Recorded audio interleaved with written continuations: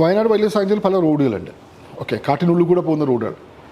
ഒരു കടുവയായിരിക്കും പോകുന്നത്, അയാൾക്ക് ഇപ്പം എല്ലാവർക്കും അക്സസിബിലിറ്റി ഉണ്ട്, റെക്കോർഡിങ് അക്സസിബിലിറ്റി ഉണ്ട്. ഒരു കടുവ ക്രോസ് ചെയ്യായിരിക്കും ഇതർ. പിറ്റേന്ന് വരുന്ന കടുവ ഇറങ്ങി അതിൻ്റെ നാച്ചുറൽ ഹാബിറ്റാറ്റിൽ നിൽക്കുന്ന ഒരു ആനിമലാണ്. ഓക്കെ, പുൽപ്പള്ളി ബത്തേരി റോഡിൽ കടുവ ഇറങ്ങി, കാട്ടിനുള്ളിൽ കൂടെ പോകുന്ന റോഡാണ്. റൈറ്റ്. സോ ഈ പെർസിവറൻസ് ഇപ്പം അത് നിങ്ങൾക്ക് അത് നിങ്ങൾ മീഡിയയോട് പറയുമ്പോൾ നിങ്ങൾക്ക് കുറച്ച് പ്രശ്നം വരെ എനിക്കറിയാം.